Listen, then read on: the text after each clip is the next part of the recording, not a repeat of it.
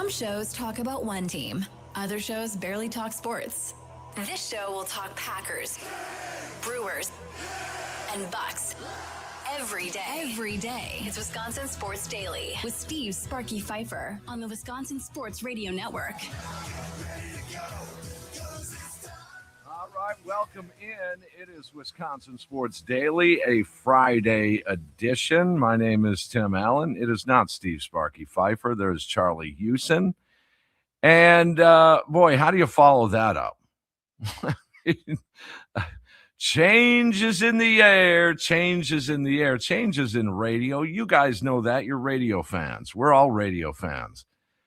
It happens periodically. Would that be the right word to use? Maybe more often than we want in radio. Look, I have my favorite shows too around the dial, and they change on me. And if you haven't heard, you just heard. If you're just tuning in, you didn't. That Tommy Wirtz is going to be leaving the Wisconsin Sports Radio Network for lining up things for him and his girlfriend and his personal life and professional life. And radio is full of change, and that's the thing. And we move on and we survive. That's what we do. And Brewers are doing a little bit better than surviving these days. A little bit later on in the show, I do want to go back to some of the predictions from the national outlets on the Milwaukee Brewers heading into this season. So we'll get to that in a second, and we will get to our guest on the Gruber Law Hotline. One call, that's all. And I have to also say that baseball coverage on the Wisconsin Sports Radio Network is presented by Xfinity. Score the most reliable Wi-Fi, one price, 5 years guaranteed. Xfinity, imagine that. We welcome in from the Brewers Radio Network, Lane Grindle, play-by-play voice. Lane, how are you? Thanks for the time. How's Pittsburgh? Pittsburgh is raining. I know you're shocked. It's raining right now in the Harper field. I know that absolutely shocks you, Tim. Oh, yeah. Well, yeah. Why is that? Is Pittsburgh the East Coast Seattle, or what's going on? It's got to be. I don't know. I've never really dug into why every time we come here it rains, but that's the case. I mean, it's coming down really good right now. I will use the baseball cliche of I think there is a window, because when I looked at the forecast earlier today, it looked like later tonight we'd be okay. So hopefully we'll be in good shape to even get started on time. But I don't think there's going to be a lot of activities going on the field pregame here tonight. The Milwaukee Brewers here in the 26th championship season, Lane. It's funny. I listen to you guys, you and Josh and Jeff, and you do a great job. And the unsung hero, of course, is Kent Sommerfeld. You know that. But how do you guys rein it in? Because on my talk show, we can get frustrated about a game, tonight's game or tomorrow night's game, and then we can just jump. We can skip over. The rest of July, August, September, get to the postseason, get to the NLCS. You guys, I think, do a pretty good job of staying in the moment a little bit. I don't hear you guys skipping and stepping into the playoffs right now. No, yeah, that's a good observation on your part, Tim. And I think it's when you're with the team on a daily basis. And I spend so much time around Murph because I do his pregame show 100 times out of 162 times that we do it over the course of the year. And you know how he is wired, right? And this is a guy that has preached win tonight, has preached win the next pitch as a mentality with this team from the very beginning back in 2024. And I think it rubs off on everybody a little bit. You just realize if you've done this enough, and this is my 11th year covering Brewers baseball, that there are going to be ups and downs, twists and turns. And so you don't get too low when the team's going through it a little bit, because every team does. The Yankees, were going through it, and I saw the quote from Aaron Boone last week that was like, we got to embrace this. This is great. Or, I'm paraphrasing, but it was something along those lines, like, we just got to lean into this and understand this is part of it. And I do think there's some truth in all that. Yeah, I think the phrase that Murph always uses, the total catastrophe of a season, right? I mean, there's just all of it that's baked into it. So teams playing well, they're in position A right now, and you couldn't ask for anything more, but you also understand there's a lot of season left and there's a lot of work to do. So you show up and you try to give that game that night the attention it deserves, and then you wake up and do it again tomorrow. Lane, I definitely get the idea of, not worrying about your struggles in these moments, not maybe getting too excited over the highs that you have, but how much at this point in the season are you watching the other teams around you? How much are you watching the standings, not only within the NL Central, but the Dodgers and the Braves for that number 1 seed this early on still in the season? Yeah, 2 answers on that. I don't know how much in the clubhouse they pay attention to that. They probably do more than they would ever say that they do. But for me, yes, I watch all that stuff. I mean, I'm a fan sitting in the booth, right? Like, I enjoy all of the drama that comes along with it and the chase. And I remember last year when the Brewers won that, I think it was the finale in Seattle or maybe it was game 1 in Seattle coming out of the break after they had swept the Dodgers, and they win game 1 in Seattle. And I think that was the win that gave them the best record in baseball at that point. And I remember how cool I thought that was, that the Milwaukee Brewers were the best team in baseball in that moment through that phase of the season, or up to that point in the season. So I like that stuff. I think they're great storylines. I think that it's interesting for the fans and for us to talk about. I don't think they get occupied with that in the clubhouse, because they understand that some of those things are maybe more exciting to talk about than what they actually are in terms of tangible things right now in the moment. All right, so I'm going to ask, and he doesn't have to do it, but at some point I need to get Josh Mauer on the air. I've never had him on the air yet, and I want to, and I got to delicately go at him on one thing, just Lane, one thing, and that is, can we not call them Cubbies? I just don't do it. And I know he covers the national scene really well. To Charlie's question, he really does. And your response, no doubt, he definitely is a big time baseball fan and knows his stuff. He definitely does. But every time I hear him say Cubbies, it's like, oh no, Josh, just don't do that. So we'll have some fun. We're gonna have some. You can tell him that too. We'll have some.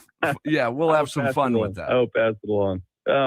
You're right, though. He is a baseball enthusiast to the nth degree. I mean, this guy, he loves it. He dives into it. When he does a scoreboard, it is a lot more than just the score. I mean, He dives into the box score and gives you a lot of details. And he's phenomenal at organizing all of those thoughts and being able to keep it all on the tracks. That's a skill. That's hard to do. Yeah. I will openly say I wouldn't be as good at that. I try to just be stuck in the moment of what's in front of me on the field with this game, because I want to bring energy to the big moments. He's able to do that and also track like 7 other big games that are going on around the league that night. Yep. And it's an incredible skill that he has. There's no question about that. And I'm sure, believe me, he could pick my broadcast apart from here to Sunday. There's no question. But listen, with this team now, let's get on the field here. One of the questions that probably you get, and certainly on the fan show, is starting pitcher, reliever, back end, or bat. And I know I don't think that's an every year thing, but this year I think you could make an argument for all 3 of those departments. I agree with you, Tim. I think that you could make a great argument for all 3. And I don't know. I kind of go back and forth on what I think is the most important thing. I would probably say, because it's hard to find and because it can make such a big difference, I would probably lean starting pitching. And the main reason why I would lean starting pitching is because that can also improve your bullpen at the same time, right? You add another starting pitcher, maybe a Shane Drowan goes to your pin, and now the pin is strengthened too. So it can kind of take care of 2 things with one swing, if you will. But I think all 3 would help the Brewers with this iteration of the Milwaukee Brewers because of the injuries in the rotation. They may not have needed a starting pitcher more a month ago, but now, because Quinn Priester's not coming back, because it doesn't sound great on Brandon Woodruff, you probably could stand to add a starting pitcher somewhere. And there's going to be a lot of starting pitchers on the market. That doesn't mean they won't be expensive. They will be, because they always are. And I think because of the expanded playoffs, we're just always going to find these trade deadlines to maybe be a little less exciting than they used to be because so many people are buyers and nobody really wants to sell. And so when they do sell, they ask for a lot because there's a lot of other teams calling on these guys. So it has made the trade deadline, I think, harder to navigate because you don't want to be irresponsible, but at the same time, you want to try to add to a team that has earned that, right? And that's what the Brewers have done. They've earned the right to have this team complemented by some other pieces coming in. And I don't think you would ever scoff at a power bat if the Brewers could find one. But again, really expensive, really hard. And the Brewers have shown us over the years that they will add, but they will not get irresponsible. And they won't do something that they feel is going to cost them significantly down the road. And so how does that shake out over the next couple of weeks? I think that's anybody's guess. But I do think that they'll do something. I would be surprised if they don't do something. And I'm really curious to see what it's going to be. The Brewers' biggest trade piece is their farm system going into this trade deadline this year. And Ken Rosenthal on Fair Territory, his sister show to Foul Territory, he brought up yesterday that a lot of these teams across the league might be buyers than sellers. And because of that, you're going to see a lot of major league to major league trades. Yeah. Do the Milwaukee Brewers have enough at the major league level right now to help kind of even out that if teams aren't looking for their minor league prospects nearly as much as, let's say, a Sal Frelick or Garrett Mitchell? Are they willing to give up those guys and those types of packages over maybe two prospects? Yeah, your guess is as good as mine. I mean, I think the one thing that Matt Arnold has consistently said since he's been at the top of the baseball machine here in Milwaukee is that they are going to always do their diligence on every scenario. So I think they'll kick the tires on anything and everything. They'll take the phone calls. They'll sit with it and try to figure out what's going to be the best thing for this team and for the organization moving forward. And they have some surplus in different areas. Probably you could make that argument at the major league level. You definitely can make that argument within their farm system. They have some major surplus at some premium spots. And so that does give you the ability to make some moves, but it doesn't guarantee that they will. And I think that's the important thing to always remember. I do think they'll make a move or two, but it takes the other side to make that move, right? We all sit on these simulators online and do mock trades and we line them up and we've got value. And it's like, well, this is a no-brainer for both teams. It might not be to those front offices. So both sides have to be willing and have a need and come together and make it match. And I think that is a complicated process. Sometimes it's not. Sometimes these things come together fast, but more often than not, I think it's a complicated process. And, we'll see where this all lands. It's going to get really interesting, though. I mean, we got 3 games. It's the All-Star break, and you come out of the All-Star break, and it feels like it's 3 straight weeks of just trade rumors that just dominate your life. And at times you have to tell yourself, okay, I got to put the phone away and move it over here so I can do some other things in my life, like brush my teeth and go for a run and things in your personal life that are important because you can get kind of sucked into it a little bit because it is drama and it is fun. I mean, I'm the kid that growing up when I played video games, I played franchise mode on Madden and I never played the games. I simulated the games and then I signed free agents and I traded guys in the off season and I drafted guys. Like that's what's fun about some of this stuff. And I think people get into it for sure. See the age difference here, Charlie? Here's the age where he was doing that when I was a kid. I had the baseball cards displayed out on the carpet in a diamond. That's so close. Out here in left field was Ben Ogilvy. And then in center field was Gorman Thomas. And in right field was Charlie Moore. Then the rest of the cards you'd put together an all-star team against the Brewers right next to him. See, that's awesome. I love that, though. I love it. And it's come full circle because you guys have probably paid attention. Cards are huge again right now. Everybody's into baseball cards. And sometimes, look at Miz, it's Pokemon cards too. But my son has gotten the bug for baseball cards in a huge way, and his birthday's coming up in a couple of weeks. The only thing he wants is baseball cards. I mean, he doesn't really play video games. He plays baseball himself, so he's out in the backyard playing baseball, and when he's not doing that, he has got the cards all spread out, awesome. And we're having to tiptoe around the living room and be like, Luke, pick up your cards. So it's great. That is awesome. I'm a big card collector myself, and still to this day. One of my listeners sent through Sophia a Joey Ortiz, I don't know, some sort of chrome thingy, 1 of 1 card. Oh, wow. Right to Joey on June 30th. And so he deserves some attention, some credit here for turning Joey's season around. Joey's been doing well. Hey, back on that trade thing, if you compare this year to last year, you're right. You mentioned the word responsible, and the organization has been successful for many reasons. That's one of them. Last year, you had a bidding war for Eugenio Suarez, and that's you know, Brewers were rumored in that. And finally, Matt Arnold just said, you know what? I'm not going to mortgage that. We're just fine. Could you make the argument, and I've been saying this on the air, I think you can make the argument with a 59-34 mark, second best record in all of the game. Look at this. Look at the Met. I could point out 50,000 different metrics that says the Brewers are highly successful right now. Couldn't you make the argument that, hey, man, a piece here or there, we don't need a splash right here. We're doing just fine without it. Well, I definitely think that argument holds water with the regular season, Tim. You know, I think these front offices, when they are acquiring talent at the deadline, one of the things that they ask themselves, and they all have systems and processes and numbers and analytics that they evaluate, but, you know, how many wins is this going to add to our team? Well, I mean, the Brewers, as long as they continue to play at a good clip moving forward, that might be less the conversation. Not that you take it for granted. And we were just talking about, you know, you can't skip ahead of the playoffs and you got to stay in the moment. But, you know, if you acquire talent and you're the Brewers right now, you might have the luxury of saying, how does this help us win a playoff series? How does this help us get to a World Series? And not every team has that luxury. A lot of teams are saying, how does this help us get the second wild card, right? So I do think that gives you a little bit of an advantage when you're evaluating some of these deals as these deals come and go and present themselves to you, for sure.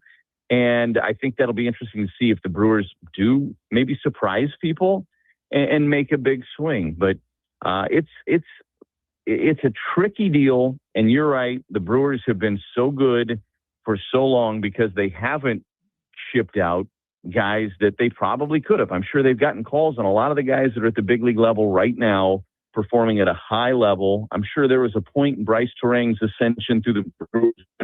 Teams were calling on Bryce Terang, and the Brewers said thanks, but no thanks. And, you know, now you're very glad that didn't happen. So I think that it's going to be incredibly interesting to see what happens with the Brewers. I will go back to the conversation about a major leaguer for major leaguer trade as well, which I do think you're going to see some of that this year at the deadline.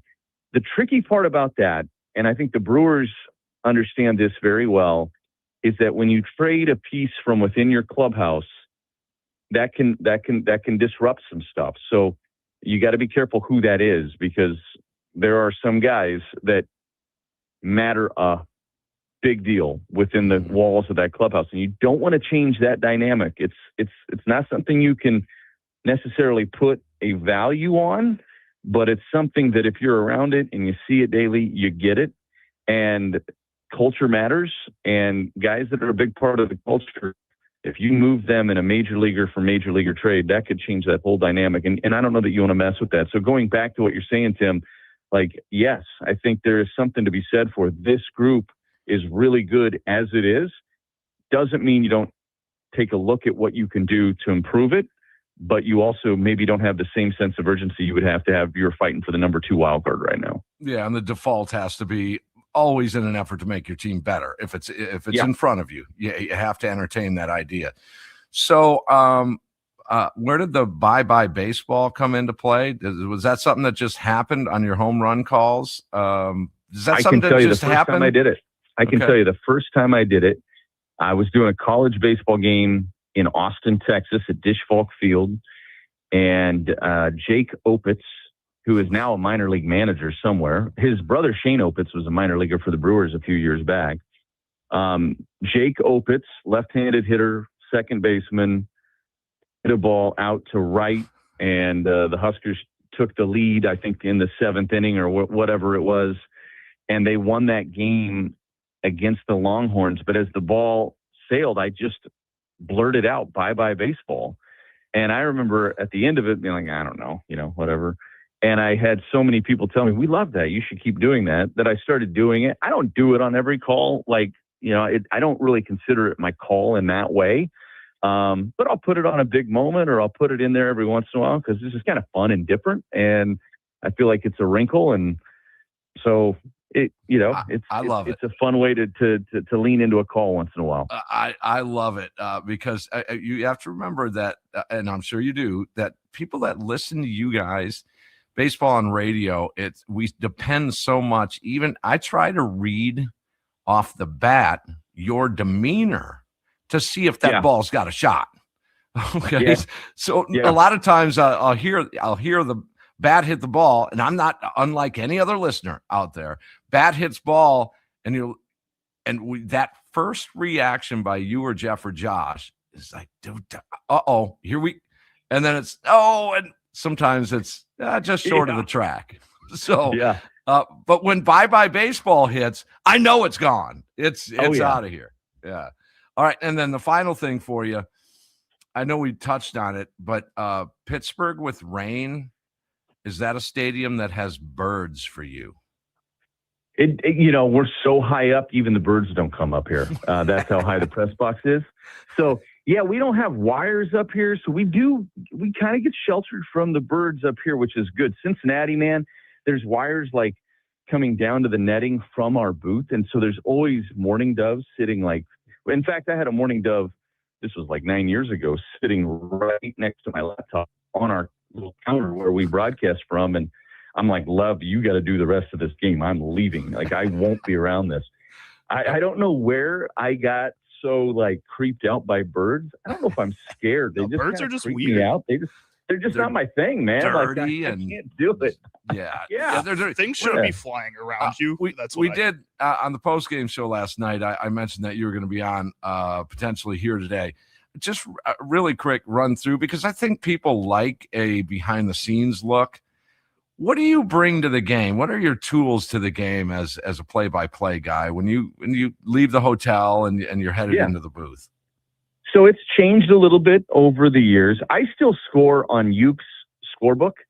And if people, have been into this thing for a long time, and a lot of your listeners I know have, they probably are familiar with the book. It is, Jeff calls it Stonehenge. I used to call it the Euchre Bible.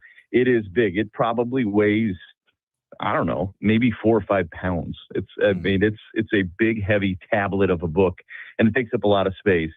And I just am not in a place where I want to let that go. I want to keep using the book. Every time I open it, I think of Bob, and it means a lot to me. So that, of course, is number one, and it sits right in front of me, and I score the games off of that.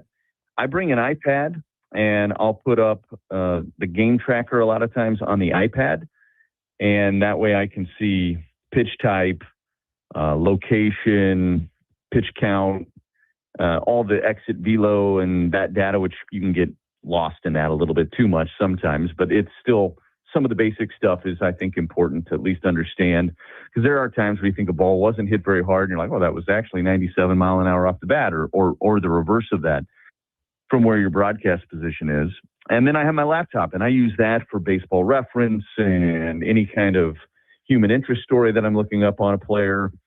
And then I have about 5 different colored pins, green, red, black, blue, highlighters, whiteout, and tape and binoculars. And that's pretty much my any setup. Snacks or mouthwash or any other? I bring I have mouthwash. I have a little traveling thing of Listerine that I have to have, because when I get off the air, you can only imagine how dry your mouth is. And it's like, crazy. All right, well, they're not going to get on a bus unless we've, swished a little Listerine through our mouth first before we go sit around people and talk again. So that's a must.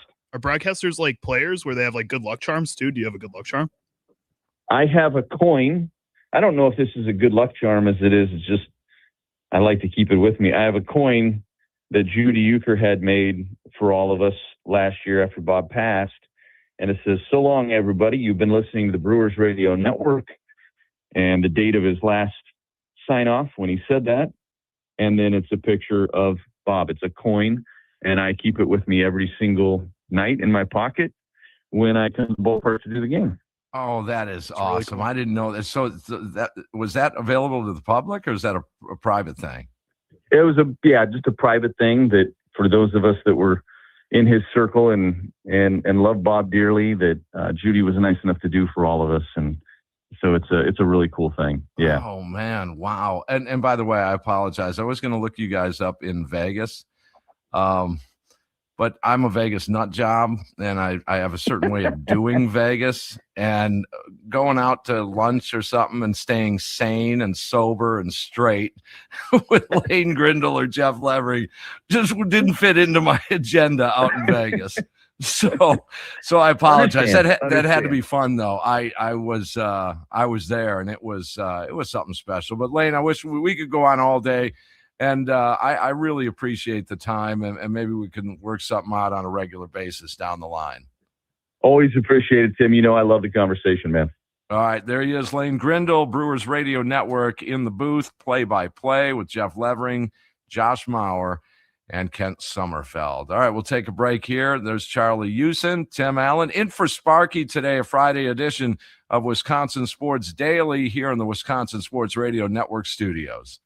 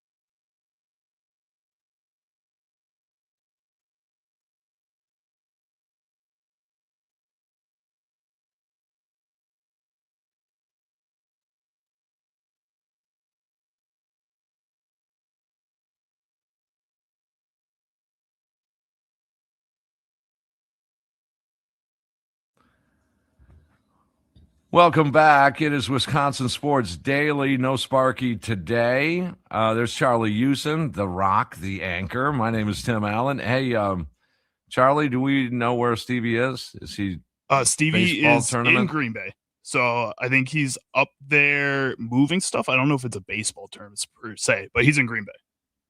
He's in Green Bay. He's in Green Bay. Okay. Taking a tour of Lambeau? Probably, take the kids around. Green Bay's nice around this time of year. Yeah, it is great from what I hear. I was up by Lake Superior last week for the 4th Yeah, I of was going to July. ask you how that, because we did a few shows a week or two ago. And you were headed camping. How was that? It was awful the first day. The first day we got there, it was so hot. It was like 90 degrees while we're setting up our tent. We're right on the lake, so it was beautiful, but it's 90 degrees. All those biting flies are starting to come out because we're right next to the lake, and they're biting at our ankles the whole time we're setting up. There was ticks everywhere, no matter where you went there, so you had to constantly be looking out for ticks. And then the next 3 days were awesome. They were gorgeous. The bugs weren't nearly as bad. So that first day, I think they were just trying to like weed us out, see if we were tough enough for it. Yeah. And then we decided that we were almost not tough enough for it, but we toughed it out. And then we spent the next 3 days and had a really good time. Awesome. Top of the hour. I know we're starting to creep into that time of the calendar for fantasy football. So we're going to be joined by one of my guys, Joe Bartle from RotoWire. Been talking with him for a few years now about fantasy football, a couple of new nuances, I guess, to fantasy football cropping up, and how high do you select these Green Bay Packer position players, these skill position players? So Tucker Kraft coming off the injury, where does he go? And when do you want to just take the shot at it? Matthew Golden, this is a step-up year. Would he drop? That's the other thing. You do fantasy football in the state of Wisconsin, you're not going to have a guy like Golden just drop like if this were a fantasy football draft in San Diego. No, people want Golden here. People wanted Golden when the Packers drafted him. They were so excited when Mark Murphy goes up there. I got Golden and was disappointed. But a lot of people are still going to buy into him. He seems like that type of guy that despite having a down rookie season last year, because he's on the Packers, in that Packers wide receiver room, that you just expect them to take 1 to 2 years before they get going. So I think a lot of people are still going to have faith in him for the next couple of years, for sure. All right, so we just talked with Lane Grindle from the Brewers radio booth, and he was bringing up when he was a kid, he'd play the video game. I was a kid, I'd throw the baseball cards around. Charlie, what did you do when you were? I mean, you're a kid now. I'm still pretty young, so I'm 24 now, but that's still whiles away from when I was a smaller child. I had a Nintendo Wii growing up, and I would play Madden all the time on the Wii, so I knew all the rosters from that and everything like that. As I got older, I started getting like tablets and a phone eventually. So Madden Mobile became really popular when Madden Mobile first came out. So I was doing all that stuff on my phone. I think I started fantasy football really early as a kid too. So just playing all that fantasy sports. I played fantasy baseball with my dad for a really long time. So me and him would have a team together and I'd help him manage his team. And that was a really fun time, got me into fantasy sports. I was doing a little bit of everything that was available. So I had a few more options than you did when you were a kid, Tim, but it was a lot of fun. I really just found any way to get connected with sports I could. Notice a common theme here, ladies and gentlemen.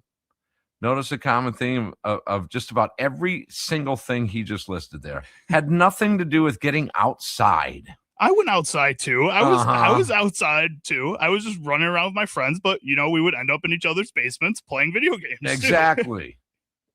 I just don't know if there's a resurgence that is ever going to happen with kids 12, 13, 14, 9, 10, 11 getting outside and throwing football around. We just don't. Do you see it anywhere? I mean, not as often as I used to, but when I was up north by Lake Superior, walking around one of the Apostle Islands, Madeline Island, we were walking around there. Kids were playing basketball. They were throwing footballs around. I think well, that's because they're on vacation. Yeah, so people are still doing it when they're on vacation. So, but I think kids are doing it back home too. You just don't see it as often. But again, I was still doing that stuff with my friends. We were playing baseball in the backyard. We would play 500 all the time and push each other around. No, I don't buy it. no, that 25. So 10 years ago, Yeah, 10, 12 years ago. Yeah, about that time. Yeah, we were running around in my friends' backyards. I had a big backyard, so we were playing out there too. We just also spliced in some inside time playing video games. Well, the vacation time, I can see that part because it's out of your territory. You you don't go to your buddy Johnny's house, and he's got the bigger screen, and he's got the bigger system, and his mom serves better stuff and treats and the better snacks. Yeah. But so on vacation, I could see get out of the campsite and go shoot some hoops or go do something. Right. All right. So that's a little bit different. But I don't. We drive by copious amounts of baseball fields and basketball courts, and we just don't see it. I mean, even I live down in Kenosha, right near University of Wisconsin Parkside, and they've got a frisbee disc golf course. Right. No one's ever on it. Do you think that people, even kids nowadays, are just busier too? Do you think their schedules are just starting to get more By full? the looks of your, now I'm going to sound like an old crabby old man. By the looks of your grades, no, you're not. Yeah. So I don't know. Maybe. I think so many people are playing, like, especially kids. They have these travel sports where you're going out of state, even if it is just a state over for an entire week over the summer. So you're not really motivated to go out and do those things when you are at home because you want that time to relax. I think a lot of people, again, especially kids, are getting put into schedules that maybe are a little too early for them to be put into those schedules, and they need some more free time to say, hey, I want this decision to go outside, versus being burnt out to the point of I just want to sit inside. Okay, well, and that's the rub there. You mentioned the fun factor. Okay. I wonder, because my son went through it. I wonder if it's this travel scene is as fun for the kids as we think as parents. Do you think it's as fun for them as it is for us? Because it is fun traveling around. You check into a hotel and you can sit around the pool or have a few beers at night, and the kids are swimming and they're off on doing their own thing. Or is the fun factor just grabbing a few guys down the neighborhood and going down to the field and doing a pickup game or wall ball at the schoolyard? I wonder if that was more fun, or is the travel scene more fun? Or is it more fun for the parents before the kids? I can tell you, I've witnessed kids not having fun in the travel world. It's almost like a chore for them. And you could tell that they were getting weeded out. Right. I call it, weeding out in terms of talent. The higher you get, the more, if you're not good, there's a weeding out process. That's just like everything, I guess. But I've seen it where maybe these kids would have a lot more fun just going up the street and playing pickup hoops and then going to play video games than having to, oh man, I have to go to practice again. Right. I have to, where's my shirt? No, they wanted the red unis this time. And you parents know exactly what I'm talking about. You didn't bring your socks with? Why weren't they in your duffel bag? All of those things. Sometimes that takes the whole fun out of all of it. I mean, I played rec ball for a minute each summer. What do we have? 12, 14 Little League games, whatever they were. Something like that. Yeah. And then the rest of the summer was me. I didn't have to go to Terre Haute, Indiana to go to a tournament there, which we had no business being at a tournament in Terre Haute, Indiana. Where you just spent the rest of the tournament in your hotel because there's nothing to do in Terre Haute, Indiana. That's right. That's exactly it.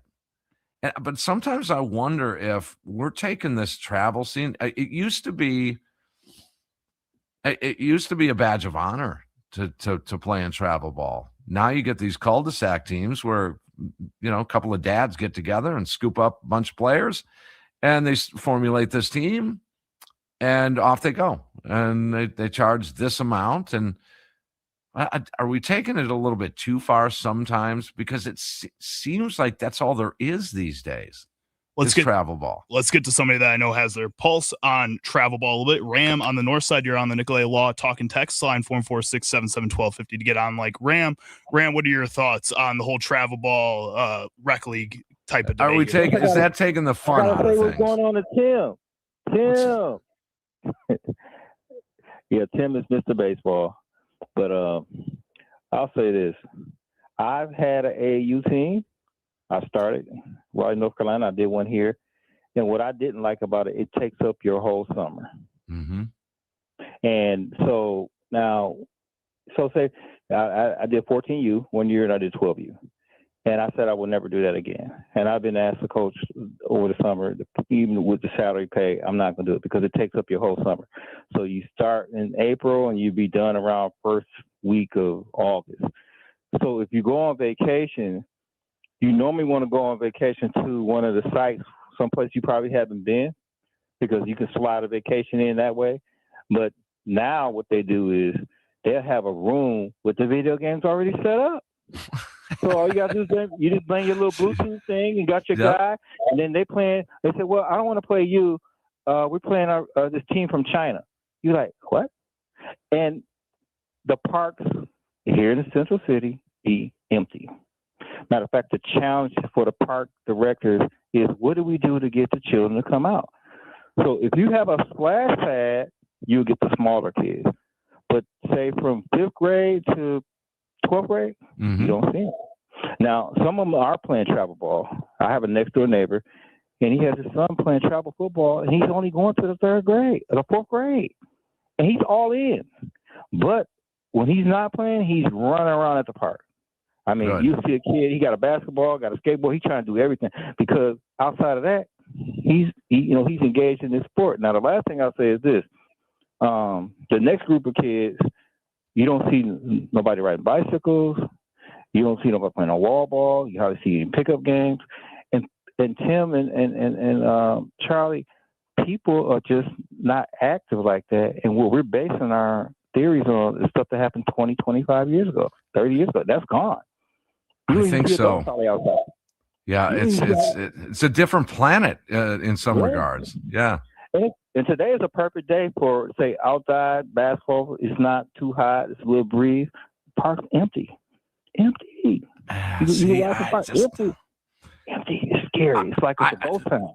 It is, Ron. I got to move, man. But good points. And I also, so that's one thing is the physical activity. The other thing is, are we taking is that travel scene, whether it's volleyball or soccer, do you know if it's truly fun for your kids?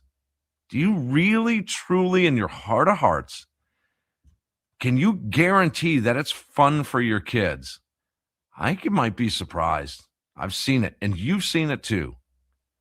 I mean, Rob, right there, he coached. I'm sure he's seen it. Mm-hmm.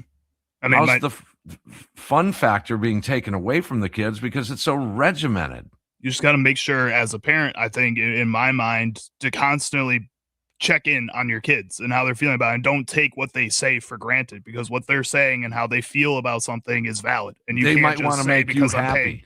I'm paying thousands of dollars that you have to play this. I think that's the wrong way to go about it. Yeah, it's interesting. We'll talk more after the break here. We'll take a quick one. Time out here, Wisconsin Sports Daily, here on the Wisconsin Sports Radio Network studios. Tim Allen, Charlie Houston in for Sparky today.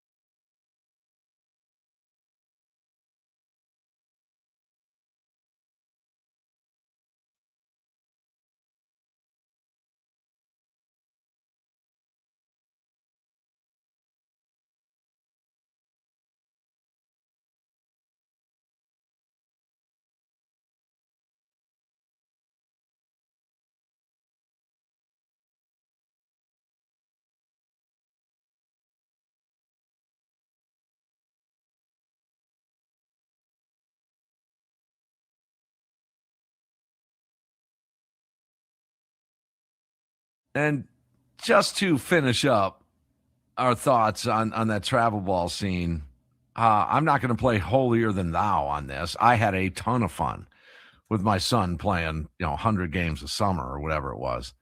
But I did see and witness, and even it grinded on my son too. It did grind, Charlie. There were times where he's like, "Man, I don't want to go to practice," and well, if you miss practice, you're not going to play then on Saturday this tournament. And then it's you want to take a vacation, a family vacation. And then the coaches look down their noses like, ooh, I don't know if he's going to have a starting job when he comes back. Even though it's not the kid's fault that his family decided to go on vacation. It's a family vacation. My goodness. I never really played travel ball. I wasn't good enough at like baseball or basketball to be at that point. I liked playing those. So I was always just in little league or rec ball for a lot of that stuff. But my sisters played travel volleyball. I played football, and football was kind of treated a lot of the same way, even though it wasn't a travel sport, even though it wasn't as expensive. It was still, if you missed a week, you weren't going to have your spot, all that type of stuff. But my sisters, I could see that as much as they loved volleyball, sometimes during the school season, and there was other issues with the school season or whatever, but they just seemed to like that a little bit more because they didn't have to go 20 hours away every other weekend and find ways to make time with their friends despite them should be playing with their friends in these sports. They should be able to find that time playing the sports, and it just wasn't always the easiest. And it got them to a really high level of playing, but at the same time, there's moments where you could just see it eats away at them. Yes, and it does. And times have changed, and I get it. When we were kids, when I was a kid, let's go outside in the morning. You go back to lunch, you'd be right back out. Parents, there's no cell phones. There's no beepers. Nope. There's no walkie-talkies. Well, there was. They didn't go that far. You talk to your friends across the yard, that was that. And just, hey, what'd you do today? They'd say, what'd you do all day today? Played, did this, did that. All right. Fantasy football, let's get into it. Joe Bartle from RotoWire is going to join us. I know your drafts are coming up. You're starting to maneuver a little bit. Sometimes you take a vacation while you draft. You draft in Vegas. There's a lot going on with your fantasy football season. And you're getting primed and ready to go. We'll do the same with Joe Bartle of RotoWire. There's Charlie Houston, Tim Allen, Wisconsin Sports Daily here in the Wisconsin Sports Radio Network studios in for Sparky.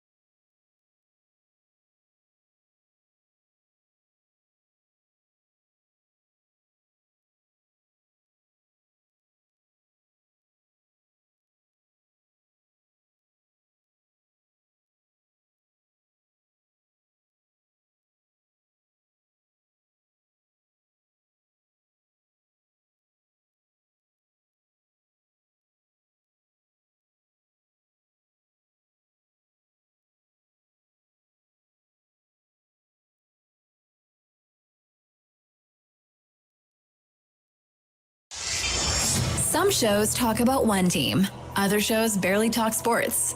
This show will talk Packers, Brewers, and Bucks. Every day. It's Wisconsin Sports Daily with Steve Sparky Pfeiffer on the Wisconsin Sports Radio Network. Hour number 2 of Wisconsin Sports Daily here in the Wisconsin Sports Radio Network studios. No Steve Sparky Pfeiffer today. There's Charlie Houston, Tim Allen. Hopefully you're having a good afternoon here. It's hour number 2 of this program. What you got planned over the weekend? Anything big? Brewers in Pittsburgh, so we'll be keeping an eye on that. Some rain, as you just heard last hour. Might have to dodge maybe a rain delay or 2 or 4 in Pittsburgh. But Brewers on a roll. More on the Brewers coming up later on in the show. But right now, we hit the guest hotline powered by Gruber Law. One call, that's all. And we say hello to Joe Bartle from RotoWire. Joey B, what's going on, dude? Hey, happy to hear from you. It's a little bit early as we're talking early July, but there's always time for fantasy football conversation. So happy to be here with you. Yeah, there's a little posturing going on in a lot of worlds of the dates and finding the dates for the draft, because a live draft is still alive and well.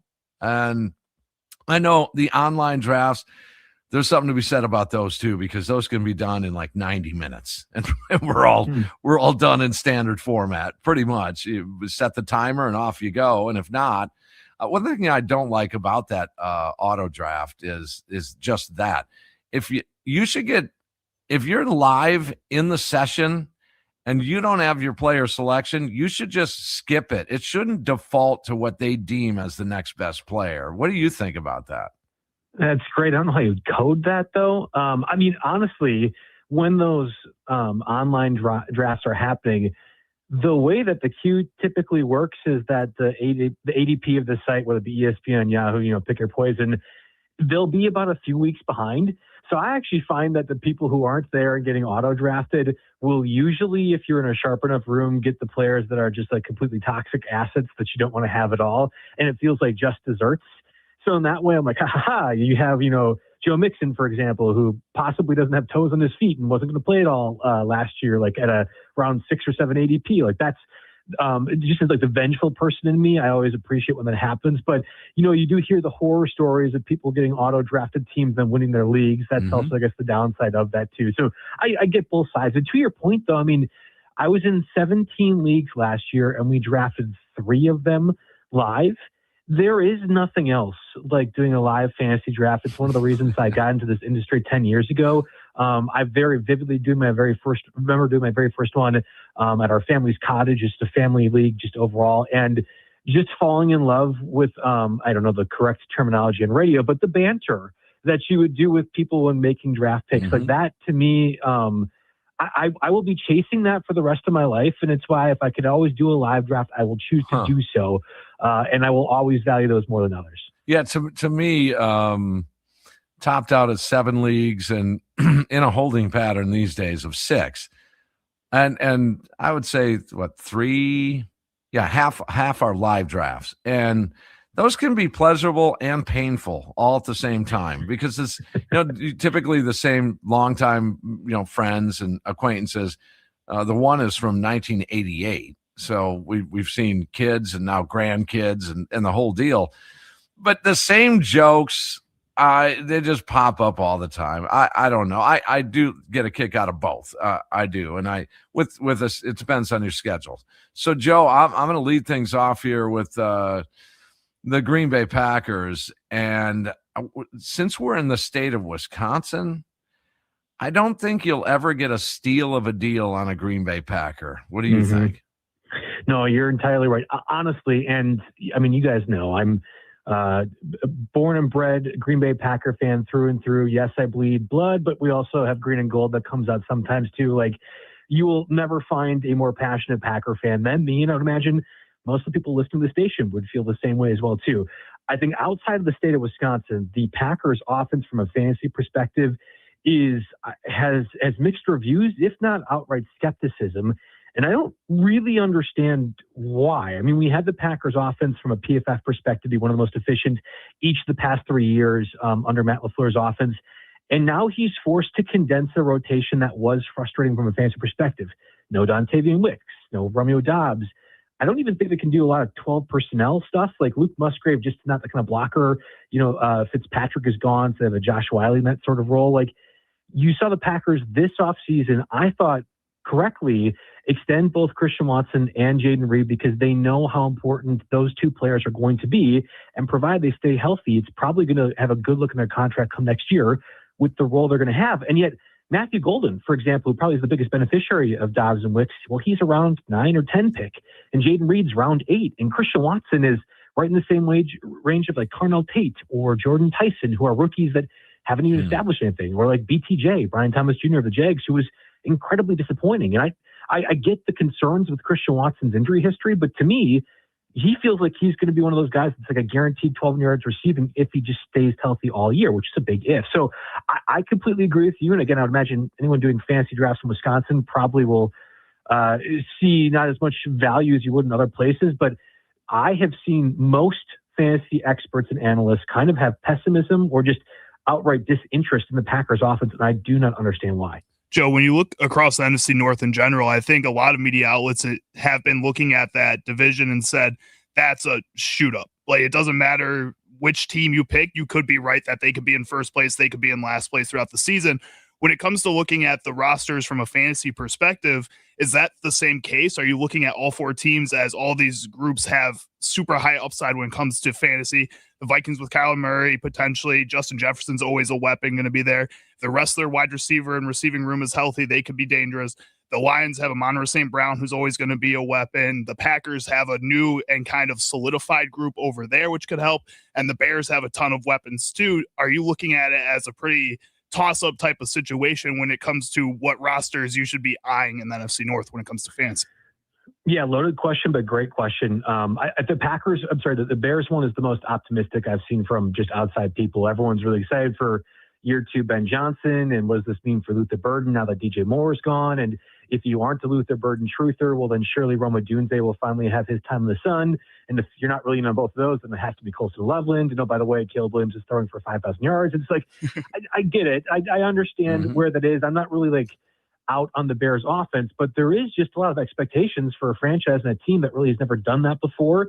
And all on the decision that Ben Johnson is just going to continue to have this crazy advantage over the rest of the NFL, which might be true. I mean, I believe he is one of the best offensive minds in the NFL. So theoretically, he should be able to adjust to whatever defense they're going to throw him. But it will be harder now that the NFL is aware of what the Bears are, right? We're not going to have 7 late game comebacks in the same vein. Right. Just as historically, this doesn't happen as often when teams do that. So you'll see a lot of fantasy analysts kind of recommend and tout the Bears offensive guys. I don't really mind that call. Again, I'm all in on the Packers, and it seems like that's not one of those that's interesting.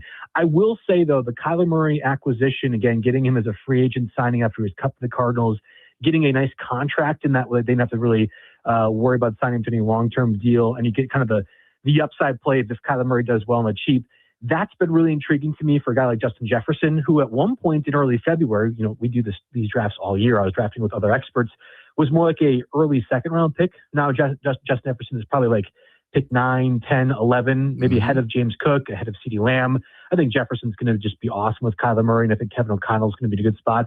And Jordan Addison also kind of past that Jayden Reed range of receivers. I think Jordan Addison's going to do really, really well with Kyler Murray too.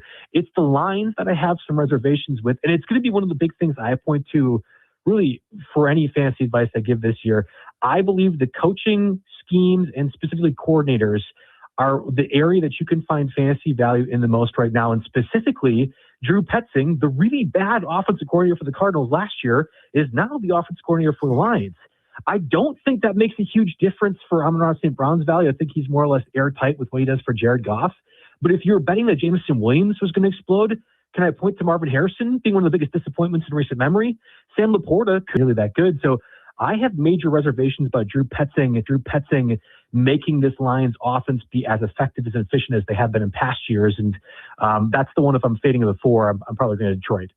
But I think, though, that with Detroit, however, I would have to take a look, and I haven't gone 6 or 7 levels deep here. Did they make changes on that offensive line? And to me, if they improve that offensive line, the skill position players, you just rattled them off there. I mean, Jahmyr Gibbs and Goff and Amon-Ra and that veteran tight end like that, I don't see a major – I think it's a safe play if you're going to go with Detroit offense if they didn't make a bunch of changes on the O-line. Yeah, the Lions' offensive line currently is kind of what the Packers were the year before they signed Aaron Banks. So like they were kind of in the midst of retooling things over a 2-year period. You had the Jordan Morgan selection. Do you choose to extend Zach Tom? Well, they obviously do, right? But like, is Elgton Jenkins going to be healthy? And we now see kind of what that bared out fruit-wise in the 2025-2026 season. The Lions drafted the first-round tackle. This was not a great draft class overall, but the idea was, hey, we'll have him keep it on the right side, Blake Miller, and then we'll have Penei Sewell go to the left side. That, to my understanding, is still going to be what happens, which is interesting that you move an all-pro right tackle to left tackle. Hope he ends up being Tristan Wirfs, the Bucs. We'll have to see. Then they made some smaller interior offensive line moves, but nothing dramatic. And They didn't really have a whole lot of resources this offseason, so it's kind of one of those just don't let that destroy your team. But we know, given all the injuries that the Packers seem to suffer every single year, all it takes is maybe 2 of those guys up front out for a duration of time, and that will be a weak offensive line no matter what. So, no, I agree with you. I mean, Gibbs is conventionally pick 1 or pick 2 in any draft, any format. I'm not saying don't draft Gibbs. I've been drafting a lot of St. Brown and full-point PPR leagues, but I just have major reservations about Drew Petzing operating a functioning offense with Jared Goff, and I just don't think that's going to look very good. So that's, again, the one concern I have is in the NFC North. I think it's the Lions offense. Okay, Nicolay Law talking text line 414-677-1250 if you want to ask Joe a question. Joe Bartle from RotoWire. I did have a question that popped up, I want to say several weeks ago, and that was a couple of young running backs. And he wanted to get your thoughts on these guys, and that was Omarion Hampton and Cam Scatterbo. And he's talking dynasties, so you're looking years down the line. I think I like his situation. If he's got to pick between the two of them, he's not a horrible situation. But who do you like out of those two? What do you project for both of them? Yeah, I mean, let's do this both ways, with dynasty and in a redraft. I think Omarion Hampton this year is one of the biggest windfalls you can possibly get, and he's normally going like pick 16. So think about that. Here's Joe Bartle, the fantasy analyst, saying, hey, a guy that is going to be conventionally a top top 2 pick overall is going to have one of the biggest fantasy difference makers of this year. And you can get him whenever you want. I typically like to take him in the late first, and then you can come back with another running back, or you go like a Lamb or Jefferson in the late first, then get Hampton in the second. Like, I'm convinced he is going to be a superstar for this. Again, going back to the coaching matters thing, Mike McDaniel, now the new offensive coordinator, formerly the head coach of the Dolphins, he made Devon Achane be a thing, but more importantly, I think he's going to fit so well with what Justin Herbert does in that offense. And Omarion Hampton is going to be the bell cow. There just aren't many of those left in the NFL. And here's a guy that can be a pass catcher and a runner. So I love him from a redraft perspective. I've been doing a dynasty deep dive series on my Twitter, JB Fantasy Sports. And one of the very first moves I made when I took over a new team, I had pick 1-1. That would be conventionally Jeremiah Love, now number 3 overpicked by the Cardinals. And I traded the package effectively to get Tucker Kraft, who I love this year, and Omarion Hampton. So I like Omarion Hampton more than Jeremiah Love in dynasty purposes, and that is not the conventional wisdom at all. I think you can actually get Hampton plus something for Jeremiah Love. And I'm just convinced that at least over the foreseeable future, let's just say the rookie year contract for the Los Angeles Charger running back, that Hampton is going to be a guy in the top 4, top 5 at the position. Bijan, Jahmyr Gibbs, and then I think it could be Omarion Hampton or Ashton Jeanty in that conversation. Maybe if there's another injury that happens, I could be wrong about this, but you mentioned the Lions getting a little bit of a chance to improve their offensive line. Well, the Chargers did. They signed Biashi, I should say, the center, of course, from the Badgers, but he played for the Commanders last year. And then they're basically getting back to David Bakhtiari and Joe Alt and Rashawn Slater, who both missed substantial time last year due to injury. So I'm convinced the Chargers offense under Mike McDaniel is going to be awesome, and I love Omarion Hampton much more relative to Cam Scatterbo, who plays like he wants to run through cement, although he actually does, and that makes me really worried from a long-term perspective. Joe, you mentioned Ashton Jeanty. What are expectations for him going into his second season here with Fernando Mendoza potentially starting at quarterback? If it's not Kirk Cousins, they may start him to start the season. A lot of questions still there, but it looks like they improved their offensive line a little bit too. Is he going to have a kind of bounce back year from a disappointing rookie season in many people's eyes? Or does the fact that you are bringing in this rookie quarterback, a veteran quarterback that's better than the options you had in the past, take away from opportunities for him? Charlie, we got to have this hammered down now by this point. What is the biggest difference for this year? Coaching matters. And you have Clint Kubiak now, the former offensive coordinator of the Seahawks, now the head coach of the Raiders. And we saw how that Seahawks offense looked fantastic last year, even with a guy like Sam Darnold. I think Clint Kubiak is going to make Fernando Mendoza, maybe not a star, but you're going to be really happy with the efficiency that he has when he ends up playing. I think it's going to be Kirk Cousins, let's say, through the end of October. The Raiders aren't going to be a good team just yet, so it doesn't matter that Mendoza's not starting right away. But when Mendoza is playing, he is going to look every bit, I think, worth this number one overall pick from this class. And it's because Clint Kubiak, I believe, is going to be really scheming things efficiently. To that point, because Clint Kubiak is there, I think Ashton Jeanty is going to be in a really good spot. Now, the Raiders have Mike Washington, who is a combine darling. I think he was a fourth-round pick as the backup.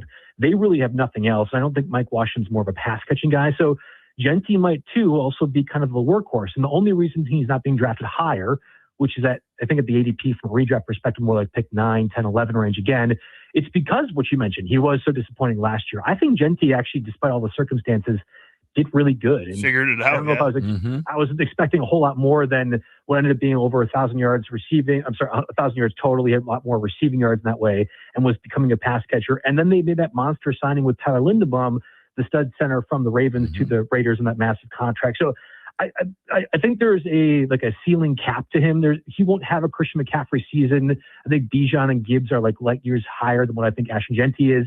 And pound to pound, I think Amari Hampton outscores Ashton Jeanty as well. But you need Amari Hampton a little bit later than Ashton Jeanty. I just like double tapping them both in the late first round, saying, "Hey, I got my bell cow set for the entire year. Let me go find receivers later on." Like that's been my preferred draft strategy when I've been doing a lot of best ball leagues right now. And I'm convinced Ashton Jeanty is going to be set for a better year too.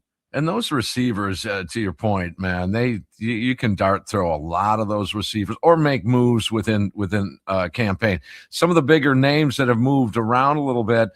Get your comments on a Mike Evans out of Tampa. You get Michael Pittman, which that might be a little bit. He might fall into my personal sleeper category. You have A.J. Brown. So some of the bigger names. Your thoughts? Yeah, the A.J. Brown one first. I won't make any Diane Rossini jokes, but we have been assuming that trade was going to happen for a long time. I think he's going to be a massive weapon for Drake May and the Patriots. And I think from a football perspective, that's the exact move I would want if I was a Patriots fan. He's right now going as like a late second round, early third round pick. I think I feel comfortable with that. That's kind of like in the Chris Olave territory, and Olave was awesome last year, but the Saints drafted Jordan Tyson in the top 10. Maybe Tyson takes away targets. Like I'm comfortable with A.J. Brown for the immediate future as like a buy, and I'll be fine building my roster around that. Mike Evans is a little bit different. I think he's either 33 or 34 years old. I guess my age is quite correct, but you would assume to be a boundary receiver in this Niners offense. I think Mike Evans is a can't-miss slam dunk Hall of Famer.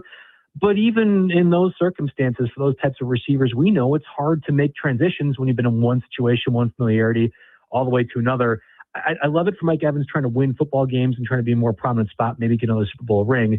I don't know if I'd care to draft him in fantasy. He's going like around 4 or 5 spot. Devontae Adams in that same area as well, too. Both those guys I'm probably fading a little bit more than the consensus right now. And like Wan'Dale Robinson's another very popular name. He signed from the Giants, the Titans.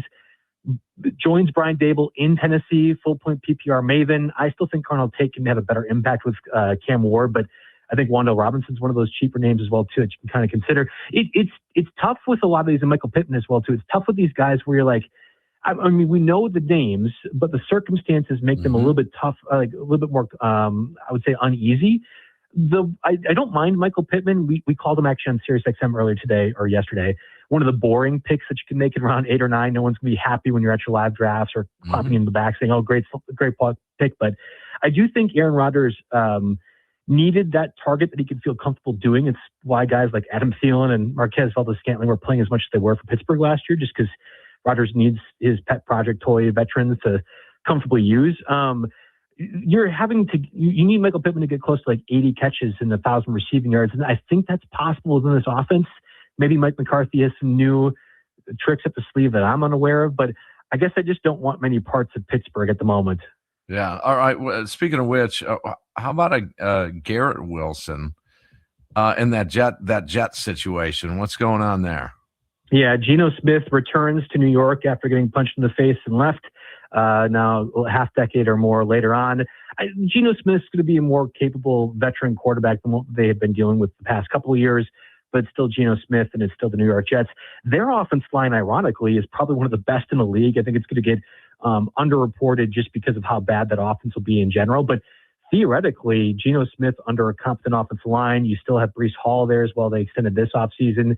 A guy like Garrett Wilson, they invested in multiple first-round picks in pass catchers, Omar Cooper, Kenyon Sadiq as well, too, the stud tight end from Oregon. Like, on paper, it makes sense. You just have to have Geno Smith be way more effective than he was for Las Vegas last year. I think he will be. I've been liking Garrett Wilson as like a late third, early fourth round PPR receiver. The only issue is I like a lot of other guys in that range too. So like there's Ted McMillan and Zay Flowers with Baltimore as well in that same spot. And sometimes T. Higgins falls as well too. So realistically, it's why I go back to my favorite builds often have one, if not two receivers in the first 24 picks.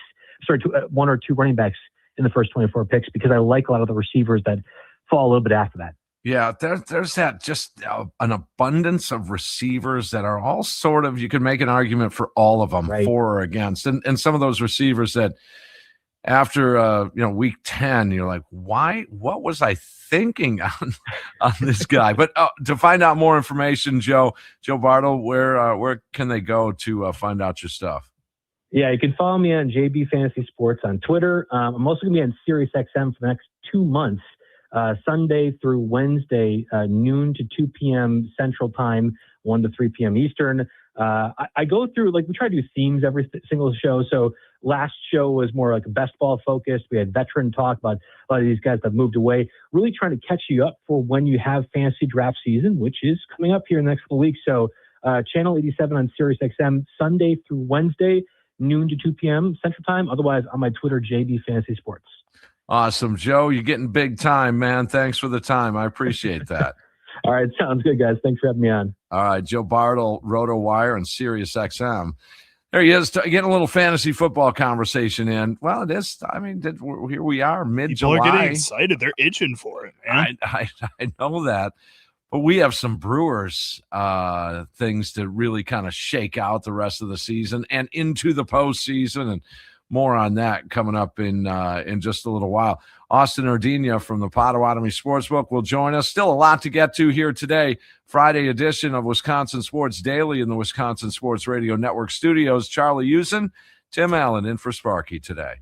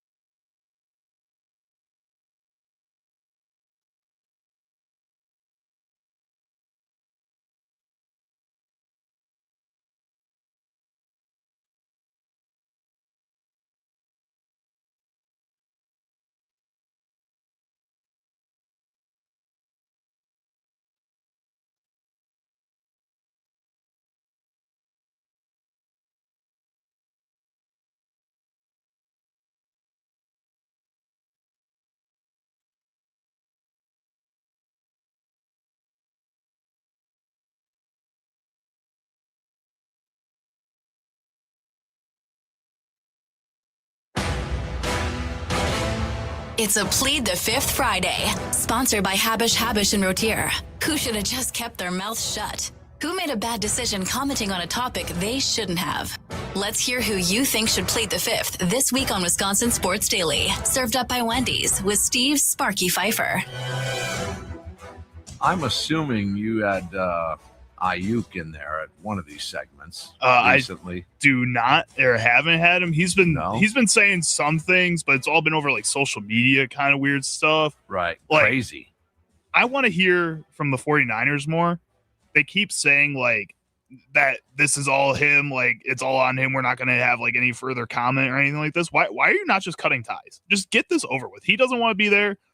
Right. You don't really want him, it doesn't seem like, after all this drama. You signed Mike Evans to that contract, which feels like having two wide receivers under that massive of contracts is a bad idea, especially George Kittle's contract, Brock Purdy's contract. Like, just move on from him. What are you doing? Well, I do know that the general manager tried to talk to him, and then he took offense by that. Well, and then again, at that point, if you're trying to talk to him and he doesn't even want to talk to you, or he's taking offense to you trying to talk to him, just move on from him. Like, what are you holding on to him for? That's true. All right, what you got today? All right, so first up here, this is one I've been saving all week for Plead the Fifth because it's something that I felt like bothered me a little bit. I understand he was injured before this start, but Yuri Perez for the Miami Marlins last Sunday went into the seventh inning, or came out of the seventh inning with a perfect game. This is the audio of the next pitcher coming in after they pulled him, ruining the perfect game. Yuri Perez's future in this game. It looks like he's getting a lot of hugs. There's his manager. 92 pitches, 7 innings, no hits, no runs, no walks, and 8 strikeouts. Remember, too, he's also coming off the IL. He only pitched one game in the minor leagues. He came back up. They basically said, we would rather you throw 60 pitches in the big leagues than in the minor leagues. But something I thoroughly appreciate is what we're seeing from these fans. And do I appreciate fans leaving the ball game? Well, no, not necessarily. That is the But Oakland or Sacramento A's fans I yelling can shame. understand it because they wanted to see something special. Yeah. Right? And they were seeing something special with Yuri. Well, They're saying shame right now. Yes. The thing is, too, is that the fans don't realize and understand that what happened with Yuri, that he, is coming back from injury, that he hasn't been going. And, of course, Yuri wants to be out there. Well, there goes the perfect game. Yeah, wow. Times have changed. I will say that is part of this, Charlie, that there's just no way that would have happened years ago. No coming shot. off the IL or not. Doesn't matter. If you're coming off the IL, you're good enough to pitch, you're fine. You're fine. So here's the deal. I didn't really delve deep into what Yuri Perez said after the game, but I would entirely leave it up to the pitcher. Mhm. Wouldn't you? I would, especially if you're a team like the Marlins, who I feel like have been one of the hottest teams in baseball. Not just I feel like they have been one of the hottest teams in baseball over the past month. He's the star pitcher that you decided was going to be your guy because you traded away Edward Cabrera to the Chicago Cubs. You decided he wasn't going to be that ace for you. Sandy Alcantara has not been able to stay healthy, has been good, but hasn't been that guy. Yuri Perez is your guy. And I understand he's coming off the IL. He only had the one rehab start, but if he's cruising like that, you let him cruise. Like, you let him go out there and build that confidence and get that train going for this team and the fan base that's starting to see you guys pick it up a little bit. The debate should have happened at 122. Yeah. Not 92. 92, think about it.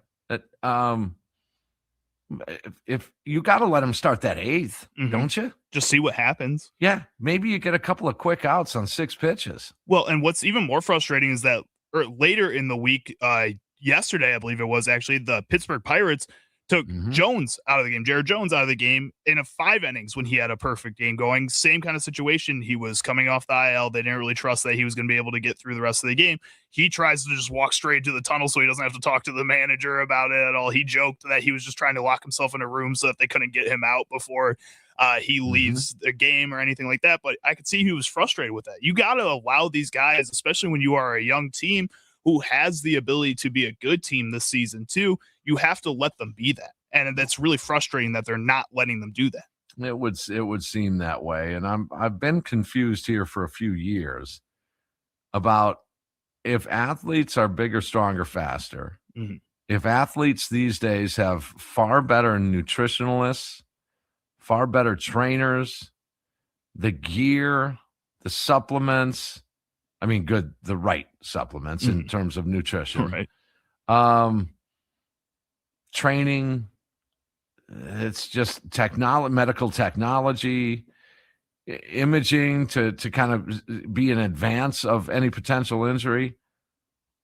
Why is it working the opposite way then? I think people are just more cautious. I think there's just so many things that, yes, you have all those extra benefits to being an athlete nowadays. But at the same time as you have those benefits, now you're seeing all the possible outcomes that come with having those benefits. And you're seeing that there's most situations with how much more athletic a lot of these guys are, these athletes are, women too, in other sports than they used to be even 15 years ago. But you go back 40 years ago, back to when like Michael Jordan is just starting to get into the league and is just talking about how he barely lifts weights, but he's the one lifting weights out of any basketball player because he's figured it out. He has this new nutrition plan going out there. Like, I think they just have this extra knowledge now and extra athletic ability that a lot of people are worried about hurting that athlete because they know that that's a possible outcome versus in the past when I think they just didn't know that was an outcome and said, go play, go just do your thing. They still got, I mean, players still got hurt years ago. They did. But again, I think it was more just you thought it was a freak accident every single time. You didn't really look Shouldn't it work I mean, shouldn't you be going longer these days? But because of all of what we just mentioned, shouldn't you be going, the pitch count average should be going up instead of down? When the average fastball velocity is going up, though, every single year, when it's so much higher, and you're seeing so many guys throw the way they are, or so many athletes running at the speed that they are, like that was not the case again 40 years ago. Or is it what we had in the first hour of the show today? That they're starting too young and getting hurt too young? That's right. There's too much wear and tear at a younger age. Mm-hmm. I mean, that's quite possible also. I just on a macro level, broad, real general brushstroke here, they should be getting stronger and going longer, and pitch counts should be going higher. I mean, adjusted. If throwing hard is going to get you tens of millions of dollars in a short frame of time, in a short window, I understand. Because you and I would do the same thing. Right. I think that's what a lot of these young ball players are doing. Tear up the radar gun, fire up that radar gun, and I'm going to throw hard. And I'm typically going to be a right-hander at a community college that throws, a right-hander throwing 88, 89, 90 is not that impressive anymore. Mm-hmm. But if I can get my velo up to, with some command, if I can get my velo as a right-hander up to 95, 96, 97, I got a shot at this thing. Well, not only a shot, but even at the high school level nowadays, there's NIL. You're starting to get money if you can start doing that right away. And I think that's the other thing. And I think a lot of these teams invest a lot more in players all the way down to the high school level, but especially at the MLB level. And when you're investing so much more than you were in athletes, again, more than 40 years ago when you just weren't doing the same thing, you start protecting those investments a lot more too. And I think people get worried about the injuries then because you have so much more invested in that player. 15 years ago, the average fastball for a high school pitcher in the state of Wisconsin. What's that? What do you think it was?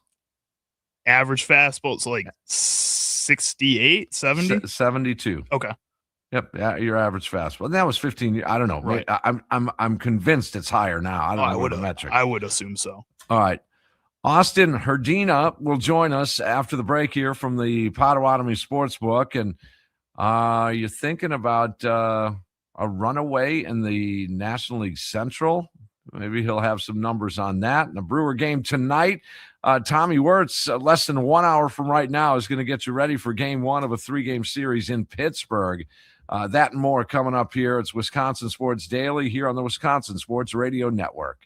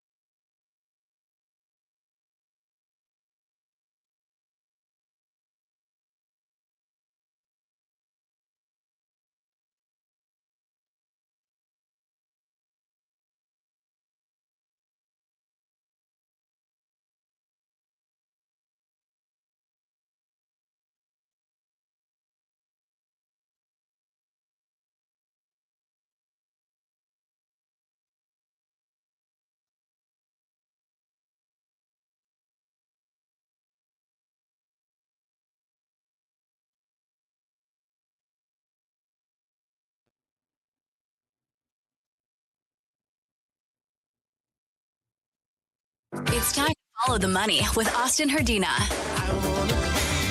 the sportsbook manager of the Potawatomi Sportsbook on Wisconsin Sports Daily on the Wisconsin Sports Radio Network.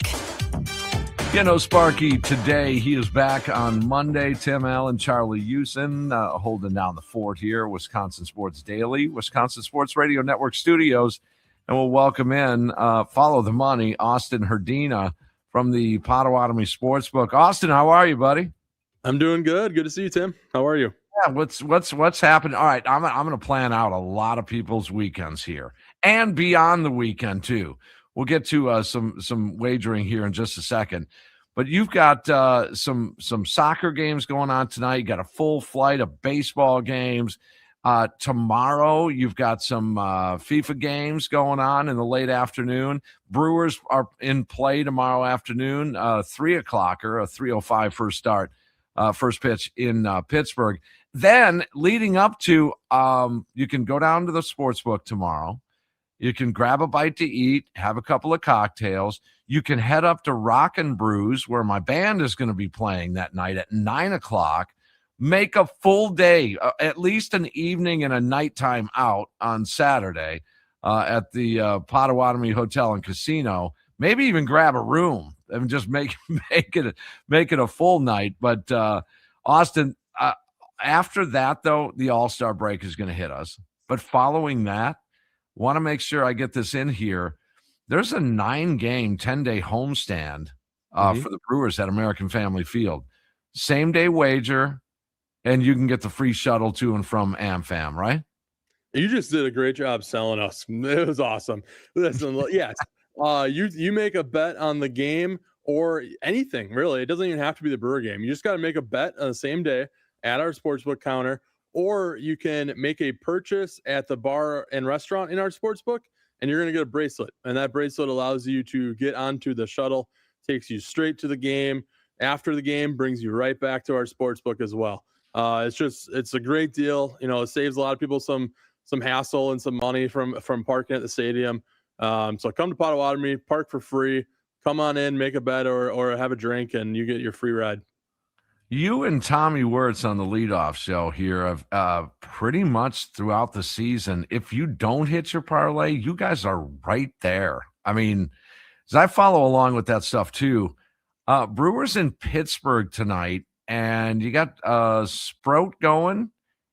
What do you think on the Brewers and Pirates tonight? So let me read off the lines for you. So we got Brewers at plus 105, Pirates minus 127. Run line is 8. And as far as pitcher props go, Braxton Ashcroft, I mean, he's been striking out a lot of guys this year, and he's looking at 6.5 for his strikeout total. Brandon Sproat is at 5.5. I don't know. I mean, it's going to be a tough matchup. I think the Pirates are a team that the last couple seasons people expected them to do better than they are. You know, they had, several bad years in a row led them to some great draft picks, right? Mm-hmm. So they've been able to, become a team that, if they can make a run, they could maybe be in the playoffs this year. They're looking to finish the season strong. They're looking to finish the first half of the season strong. Right. So it's going to be a series where Brewers are going to, we're going to want to come out of there we want to win every series we play in, right? But yeah, we want to get the first one tonight leading into the weekend. Yeah, and you got Miz on Sunday, Miz Skeens. That should be cool too. But, so now, is there still? I guess there's always value in a team like the Brewers, a 7-game lead heading into just about the All-Star break. Is there still some sort of value on going with the Brewers to win that division? I'll tell you what, right now it's minus 1,000 on the Brewers to win the National League Central. Okay. I do not feel like there's value at that right now. If you're someone that feels like, you really think the Brewers are going to win the division, I like I said, I think that the value is gone. It's too late. Potentially if we go on another slump, and you feel like we're going to come out of it, that's probably the best time you can bet it then. So what about any other teams in the division? Maybe to, maybe there's some extreme value there somewhere where it would pay off to stop into Potawatomi Sportsbook and throw 20 or 50 on it. So we're talking like the Cubs are number 2 at 6-1. And then we got the Pirates at 45-1, Cardinals at 70-1, and the Reds at 150-1. So, I mean, it's one of those things where if you feel like it's not going to be the Brewers, you definitely have some value on someone else. Yeah, it's plus 600 for the Cubs, right? Yes. Ah, that's very interesting. How is the FIFA wagering going? Excellent. We got, the Spain and Belgium playing. Really good turnout. We really feel like this is the time of year that normally is our slower season, but at once every 4 years, summer is going to be busy, and with World Cup, and it definitely is this year. USA hosting it has been nice, where a lot of the games are at times that we're awake, right? I mean, some of these years it's hosted other parts of the world where games are at 3 a.m. or whatever, and you can't really watch them all. But right now it's been awesome having it here in America. With the USA being out of it, has that changed anything in like the past week for you guys, or like the way that people have bet? Because I know a lot of people were just riding with the USA as long as they could. A lot of people had them going round of 32, so getting the round of 16. I feel like people were feeling pretty lucky with that. Where do they go now? Yeah, both with USA and Mexico, we would have huge turnouts in the sportsbook anytime those two teams were playing. It was like a party atmosphere in here. It was pretty awesome. Now that they're out, I mean, we're down to 8 teams right now. It's Spain just scored, by the way, make it 2-1 over Belgium. Yeah, I heard a roar behind me. I was wondering what that was. I heard the roar. Yeah, I mean, you still got the powerhouses. You still have France. They're the favorite to win it. Argentina, 4 years ago, they're the winner. They're at 4.5-1 right now, which they've not been playing their best, but you saw their 3 goals in 13 minutes at the end of last game. Like, if they can do any sort of performance and carry over some of that momentum to these next couple of rounds, I mean, 4.5-1 on Argentina seems like a really good value, especially having Messi, the greatest player of all time. He's not the greatest player right now. I give that to Mbappe, but he's the best of all time. Were you a soccer fan? Are you a soccer fan before the World Cup came here?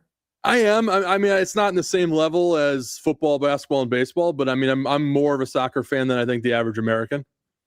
Yeah, you got to be tapped. Now, I know you can't wager there, right? But man, you have no problem giving advice.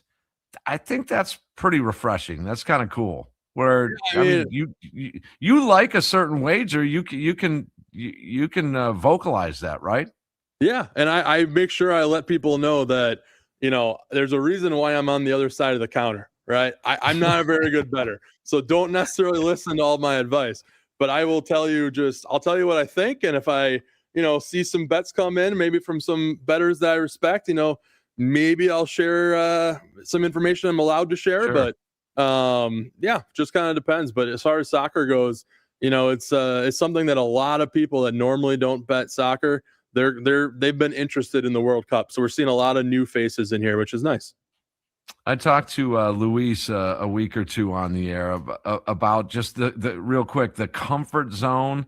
Do not be intimidated by Potawatomi Sportsbook. Do not be intimidated. It's comfortable. And no one's going to laugh at you if you don't know what you're doing. They'll help you out. So real quick, that is the case. Absolutely the case. And like this coming week is the best time to come in because we're going to be on the All-Star break for baseball. There's not going to be many sports going on Monday to Thursday. Okay. You want to come into the sportsbook. If you're someone that's a little shy, you want to come in and maybe ask some questions. You don't feel very comfortable using our kiosk or whatever it may be. You don't know some of the lingo. This coming week, perfect time to come in and ask our team. Our team is happy to help you. We're going to have the time to take extra time with you and explain things for you this week. So please come in Monday through Thursday this week is the best time of the year to come in. Awesome. Austin, thank you. We'll see you over the weekend, okay? Thank you. See you later. Austin Herdina at the Potawatomi Sportsbook. We'll take a break. Brewers made a move, an acquisition. We'll have that for you next. Charlie Houston, Tim Allen, Wisconsin Sports Daily here in the Wisconsin Sports Radio Network studios.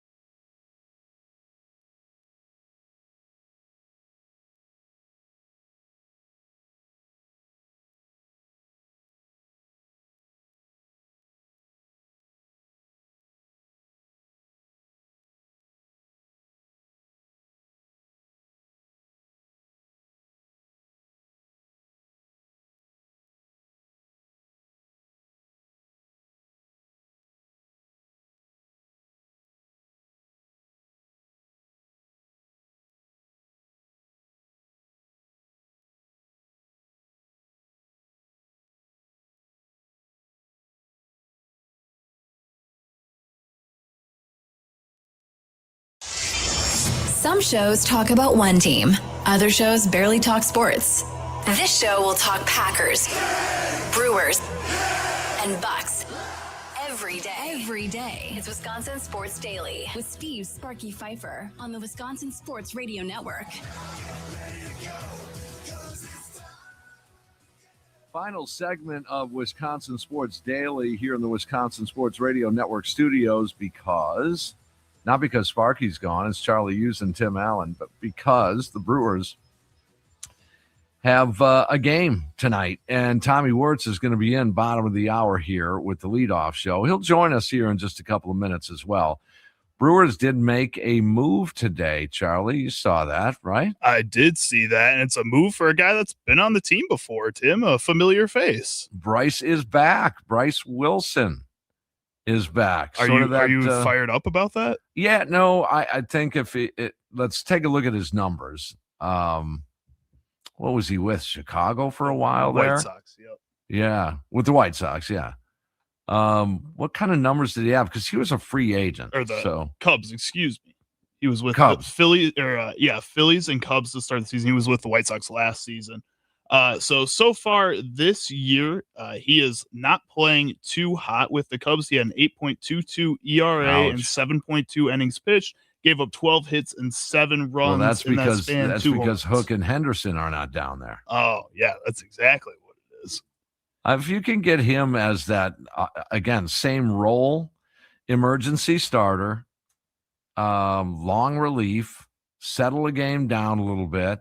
If you can get him back in that mode, that'd be great. Now, the adjacent roster moves, Drew Rom option to AAA, and the man off the 40-man comes Easton McGee, my man. They had to turn him loose, so we'll see if anyone grabs him. But there's your roster moves, and the Brewers trying to finish up the, I guess the first half, not the mathematical first half. We're beyond that for sure. But they're trying to finish up strong here. This 11-game, 3-city road trip, they win 2 of 3 in Arizona. They win 4 of 5 in St. Louis, and that's key here. More on that in a second. And then 3 to play. You're sitting at 6-2 with 3 to play. In those 11 games, I mean, the ultimate would be 9-2 if they sweep the Pirates. Take the series. You go 8-3. I think there isn't anybody that would be upset with that. No. 11-game, 3-city road trip, and you could end up at 8-3, Charlie. I think you got to be pretty confident heading into the All-Star break if that's the case for you as a team, especially if you win that last game with Jacob Mezorowski, just to put a nice little exclamation point on the first half of the season against Paul Skeens. Like, I think you feel great about that coming back, taking that break, giving a lot of guys on your team a break because there was less all-stars for the Milwaukee Brewers than there probably should have been. And you go into the second half, hopefully rejuvenated off of already an awesome start to the year. Charlie, you're supposed to say, would you take that?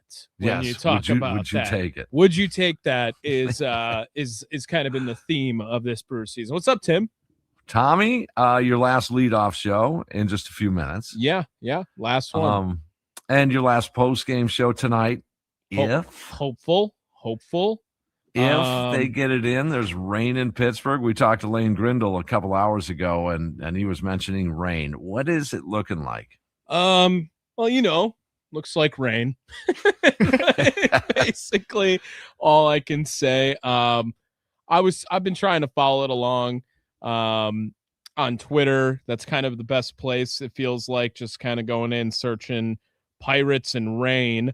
You wouldn't believe the amount of results that generates. Yeah. But no, it's interesting. They tend to wait it out a little bit longer than a lot of teams do.